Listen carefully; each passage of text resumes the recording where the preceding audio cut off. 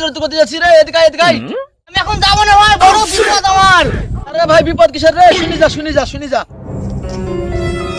ভাই বল কি বলছিস বল। ভাই এত হাঁপাচ্ছি কেন রে? আর বলিস নি ভাই, আমার বড় বিপদ রে ভাই। শুনবি কি বিপদ হয়েছে রে ভাই? বল ভাই। জানিস তো কালকে রাতে ঝড় বৃষ্টি হয়েছে, হ্যাঁ আর আমি জানলা খুলে শুয়ে থাকি। তাও জানলা দিয়ে ঝড়ে কার একটা ছায়া উড়ে এসে আমার বিছনায় পড়েছে। তারপরে সকালে মা ঘরে আসিতে, আসি দেখছি আমার বিছনার উপরে একটা ছায়া পড়ে আছে।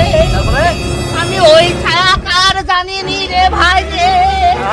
মা আমাকে উদম কালানি কালিছে, পুলিশে ওই ছায়া কার কোন মেয়ে রে। আমাকে এমন কালানি কালিছে, পাছার রক খুলি দিছে রে ভাই। আমি জানি